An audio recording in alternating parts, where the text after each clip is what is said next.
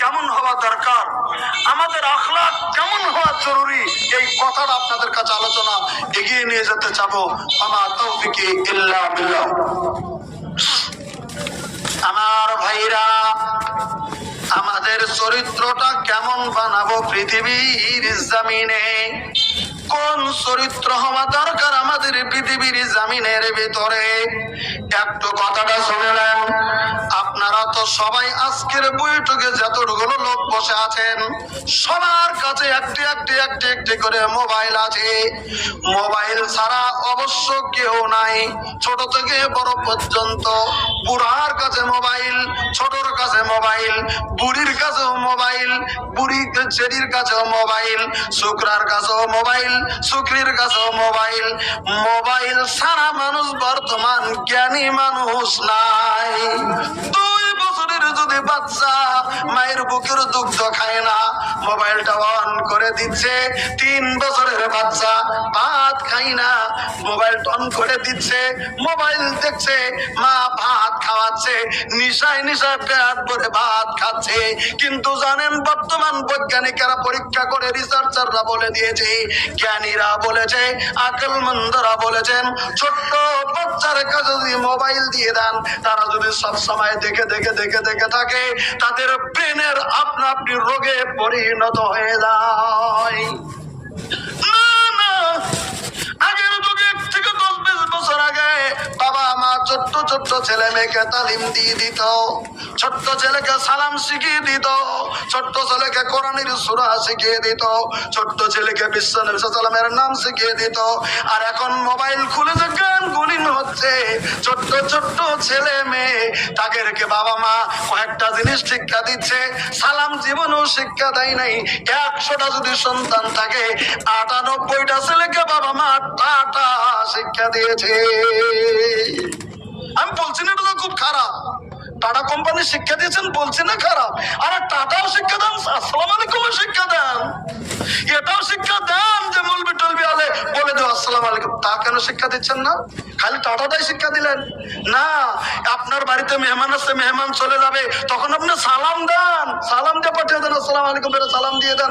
আপনার বাড়িতে ঢুকলেন, আচ্ছা যে কয়দিন বাড়িতে আপনি ঢুকেছেন, আপনার নিজের বাড়িতে ঢুকেছেন, কয়দিন আপনার বিবিকে আপনি সালাম দিয়েছেন? এ কথা বলতে আপনার লজ্জা লাগে? আপনার বিবিকে আসসালামু আলাইকুম, আল্লাহ তোমাদের উপরে শান্তি বর্ষিত করুক। আপনার মাকে কথা বলতে আপনার লজ্জা লাগছে? আপনার বাবাকে কথা বলতে আপনার লজ্জা লাগছে? আপনার ছেলেকে কথা বলতে আপনার লজ্জা লাগছে?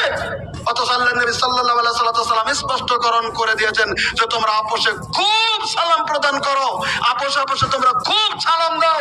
সালাম যত দেবে রহমত যত বরকত হবে, সালাম যত দেবে তোমাদের হিংসা বিদ্বেষ অত দূর হবে, তোমাদের সালাম যত দেবে যত তোমাদের বাড়িতে বরকত হবে। কয়জন সালাম দিয়েছেন বাড়িতে? কয়জন সালাম দিয়েছেন স্ত্রীকে? কয়জন সালাম দিয়েছেন আপনার ভাইকে? ওজন্য আদব শিক্ষা দিন ছেলে মেয়েদেরকে। আমি বলতেছিলাম এই যে মোবাইলটার কথা, মোবাইল কিনেছেন সবাই। একটা উদাহরণের জন্য আমি কথাটা বলছি।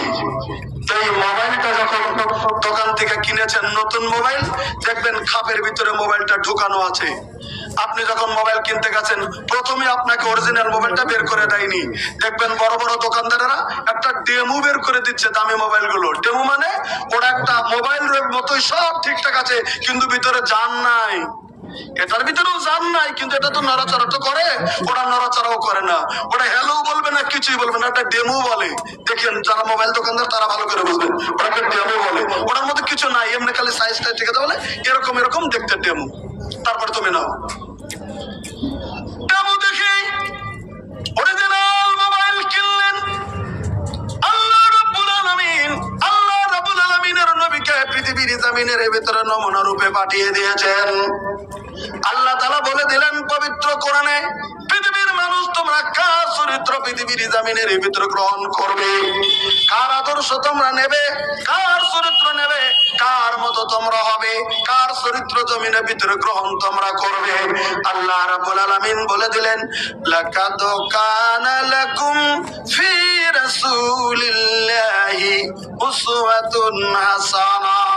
আল্লাহ রাব্বুল আলামিন বলে দিলেন, নবী হে আমার, হে পৃথিবীর মানুষেরা শুনে রাখো, ওই তোমাদের জন্য আমার নবীকে পৃথিবীর জমিনে উত্তম নমুনা করে আমি আল্লাহ রাব্বুল আলামিন প্রেরণ করেছি। উত্তম নমুনা, উত্তম চরিত্র আদর্শ, উত্তম আদর্শ, উত্তম নমুনা হিসাবে, ও ডেমো হিসাবে নাবি কেমন করে চলে, নাবি কেমন করে খায়, নাবি কেমন করে বসে, নাবি কেমন করে কথা বলে, নাবি কেমন করে চলাচল করে, সেই নমুনাটা তোমরা পৃথিবীর জামিনের ভিতর গ্রহণ করো। এটা আল্লাহ রাব্বুল আলামিন বলে দিলেন নবী সম্পর্কে, যে আমার নবীকে উত্তম নমুনা করে তোমাদের কাছে পাঠিয়ে দিয়েছি। আমাদের নাবির মতো এই পৃথিবীর জামিনের ভিতরে আমাদের চলতে হবে, নাবির মতো আমাদের খেতে হবে।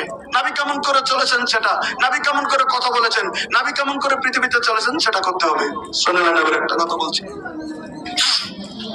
আমাদের নাবির চরিত্রটা পৃথিবীর জামিনের ভিতরে কেমন ছিল আল্লাহ রাব্বুল আলামিন বলেছেন, ওয়া ইন্নাকা লাআলা খুলুকিন আযীম। আমার নবী পৃথিবীর জমিনে আমি আল্লাহ রাব্বুল আলামিন আপনাকে সব থেকে উত্তম চরিত্র দিয়ে পৃথিবীর জমিনের ভিতরে আমি আল্লাহ রাব্বুল আলামিন পাঠিয়ে দিয়েছি। গোটা পৃথিবীর সমস্ত মানুষকে একদিকে করে চরিত্র যদি তারা 5 লাখ বা সৎ চরিত্র যদি একটা পাল্লার ভিতরে তুলে দেয়, আর আমাদের যিনি বিশ্বের নবী এনার চরিত্র যদি এক পাল্লায় তুলে দেওয়া হয়, আমাদের বিশ্বের নবীর সৎ চরিত্র পাল্লাটা এই পৃথিবীর জামিনের ভিতরে ভারী হয়ে যাবে।